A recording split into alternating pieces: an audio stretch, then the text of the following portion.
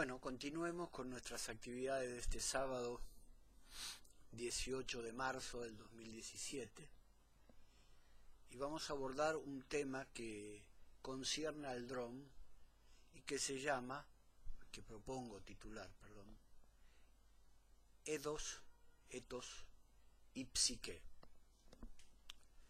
Para mí, el robot es nuestra respuesta al atentado suicida. Esto lo dice Bart Everett. Me interesa volver a subrayar esta cuestión a analizar. Para mí, dice él, el robot es nuestra respuesta al atentado suicida. Bart Everett. Bart Everett articula el robot, un dron, con el atentado suicida. El atentado suicida lo realiza en principio un cuerpo humano. Walter Benjamin, en el texto que les mencioné anteriormente, se detuvo sobre los aviones de radiocomandados que ya imaginaban los estrategas militares en los años de 1930. Ese caso le sirvió a Benjamin para ilustrar la diferencia entre la segunda técnica, característica de las industrias modernas, y la primera técnica que se remonta al arte de la prehistoria. A diferencia de lo que hacían muchos intelectuales europeos, Benjamin no distinguía una de otra en función de la inferioridad o el arcaísmo de una respecto de la otra, sino las diferenciaba en función de que constituían diferencias de tendencias distintas. O sea, él no decía, los bárbaros tienen prácticas arcaicas. Nosotros, los civilizados, tenemos prácticas modernas. Él se alejaba de este prejuicio de localizar fuera de Europa la barbarie, y que en esa época, en 1930, estaba comenzando a desplegarse al interior de Europa. O sea, estoy hablando de la experiencia del nacionalsocialismo alemán y del fascismo italiano. Benjamin no las distinguía en función de inferioridad o arcaísmo de una respecto de la otra, sino de la diferencia de tendencias que cada uno incluía. La primera implica al hombre todo lo posible. O sea, el arte prearcaico, el señor que va y pinta en una gruta, de las cuales hace mención Lacan en el seminario de la identificación, en el seminario oral de la identificación, coloca todo su cuerpo estando y realizando esos dibujos. El éxito de la primera técnica supone el sacrificio humano, en el sentido que uno coloca allí el cuerpo para pintar, por ejemplo. El de la segunda técnica, época en la cual nosotros vivimos, la segunda anunciará el avión sin piloto dirigido a distancias por ondas hertzianas. Es un caso que estudia en ese texto Benjamin. Estamos aquí en un horizonte que afecta al análisis.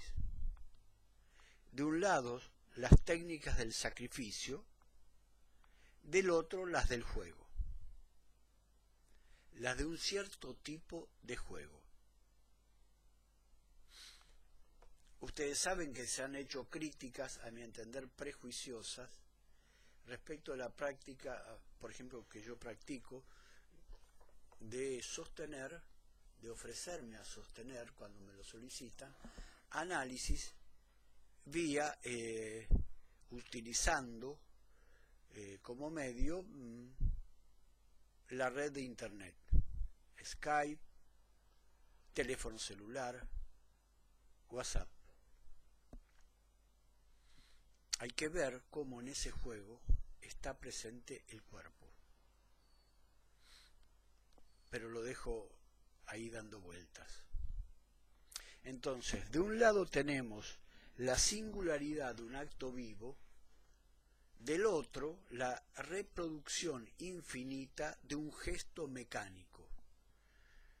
En otros momentos Benjamin va a ilustrar esto ante el hecho de que por un lado uno puede ir y ver una pintura de Picasso, estar frente a ella, y en otro momento tener una reproducción de esa pintura de Picasso que se reproduce al infinito.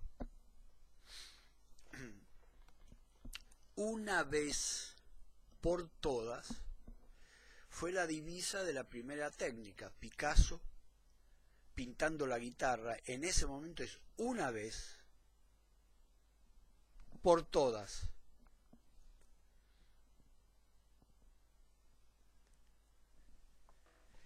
Una vez por todas fue la divisa de la primera técnica. O bien la falta irreparable, o bien el sacrificio de la vida eternamente ejemplar.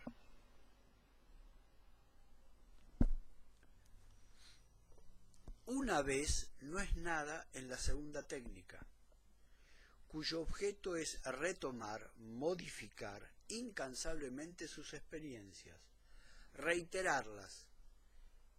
No hago solo una copia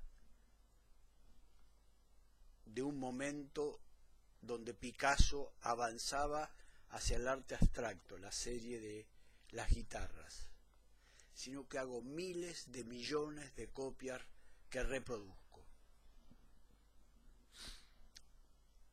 Volvamos al tema de la relación entre el atentado suicida y el dron. De un lado está el kamikaze, o el autor de un atentado suicida, quien se inmola de una vez por todas, en una única explosión, una vez por todas. El piloto del avión kamikaze y el autor de un atentado suicida se inmola una vez por todas.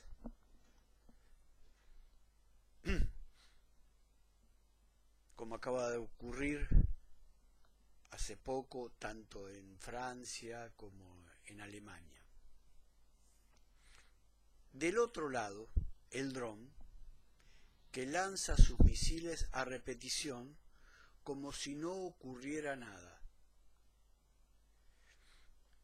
O sea, el dron reitera ad infinitum su operación. Está alejado del una vez, una por todas. Para el dron, una no significa nada, no es nada, sino es una reiteración continua. En efecto, si el kamikaze supone la fusión completa del cuerpo del combatiente con su arma, el dron asegura una separación radical. En el kamikaze y el atentado suicida, el cuerpo es parte del arma. El kamikaze puede decir su consigna: mi cuerpo es un arma. El dron: mi arma no tiene cuerpo.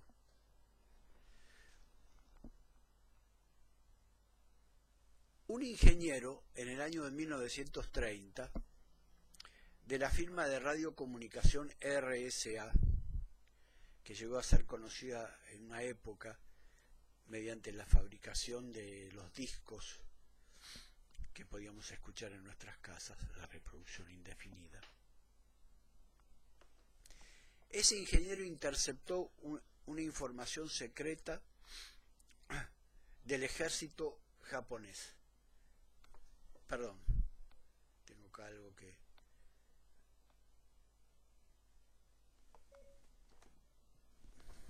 me está molestando.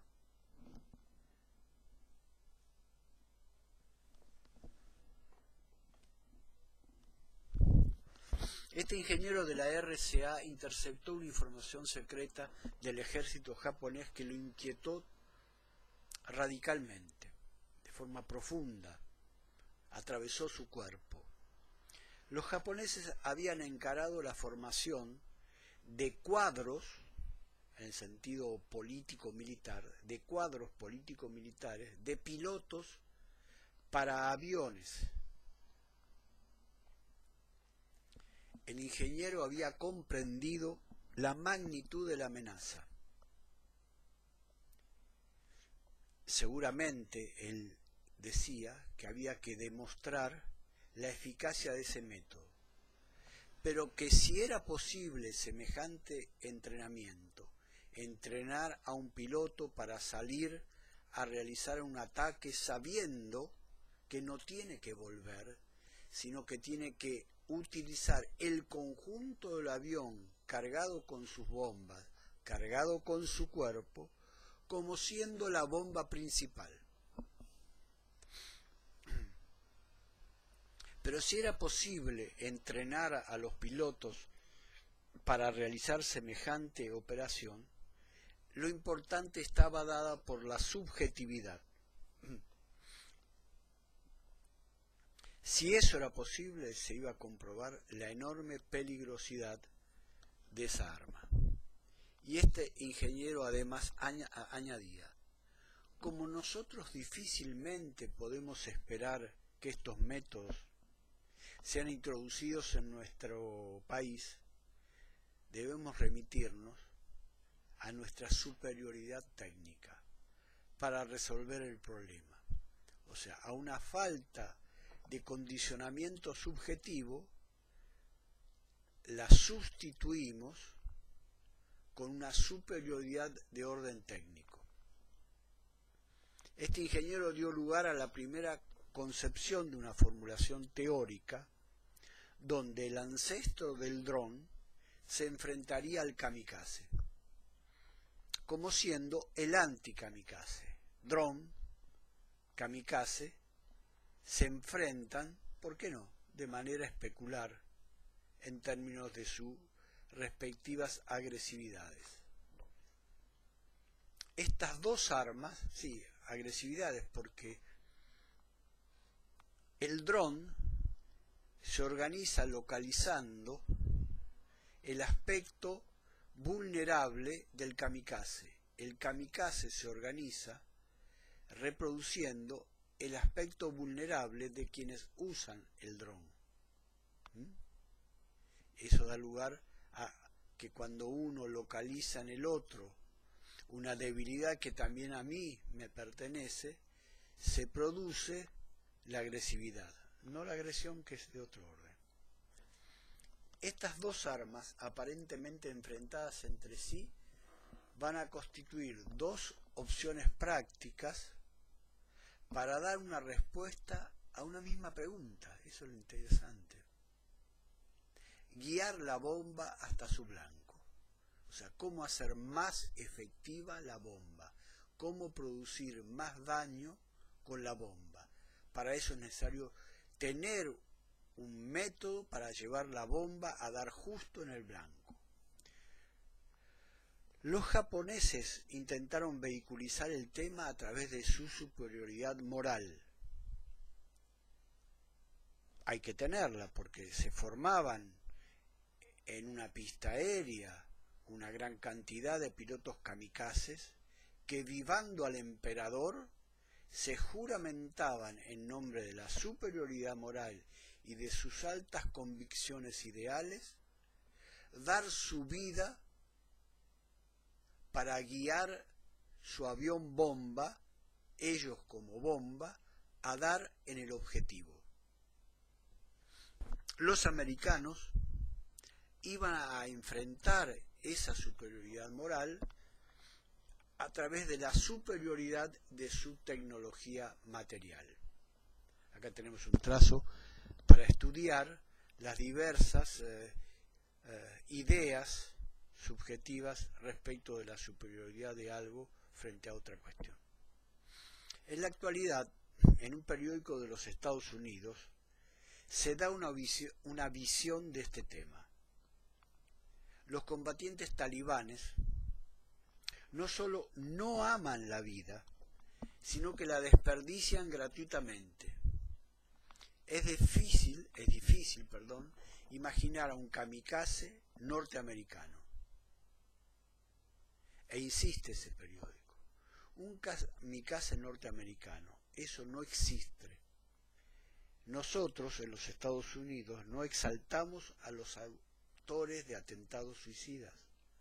No exhibimos a nuestros niños delante de las cámaras de televisión para que otros niños lean la muerte de un pariente. Para nosotros eso es escandaloso, eso nos paraliza, es francamente repugnante.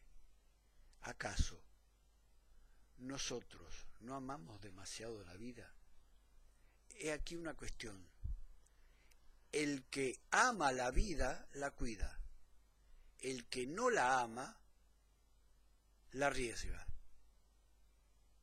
Y ustedes saben que una actividad analítica, si no es con riesgo, se diluye su efecto analítico. Ahora bien, arriesgarse en un análisis es del orden de un riesgo absoluto de perder la vida. Considero por mi práctica, que un análisis introduce sí un riesgo. El riesgo mayor que introduce un análisis es que analistas y analizantes se atrevan a construir una vida vivible para y del analizante. Tomar el riesgo de vivir una vida es un poco distinto al riesgo del kamikaze, al riesgo del suicida. Volvamos. Para la cultura americana, una cultura que tiene efectos materiales en la vida subjetiva de cada uno de sus miembros, el suicidio, el atentado suicida, el kamikaze, es escandaloso, es paralizador y repugnante, porque indica que quien lo hace está presto a morir en combate y recibir a cambio ser glorificado por ello. Se dice que los que cometen atentados suicidas en el marco de las organizaciones terroristas mahometanas, mahometanas, porque se ubican en relación a Mahoma, se dice que van a recibir 70 mujeres en el cielo. Yo no sé si es un honor eso o es un terrible castigo, porque ya convivir con una, con dos, después de 3, es un poco complicado. Bueno, pero ellos dicen que van a recibir 70.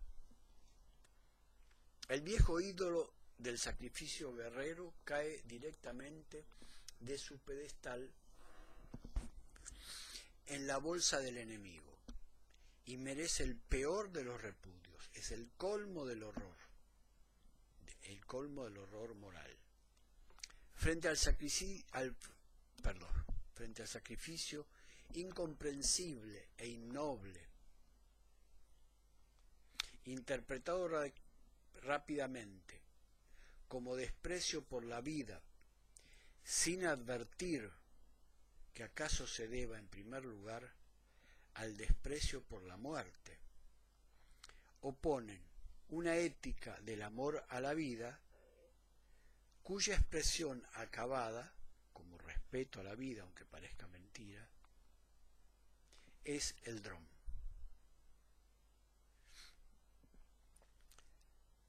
El riesgo en un análisis no es hacer conciencia o que a cada quien le caiga el 20 de que está hecho para la muerte, sino que justamente despreciando la muerte se arriesgue a vivir una vida donde despliegue sus formas de vivir el deseo que lo habita.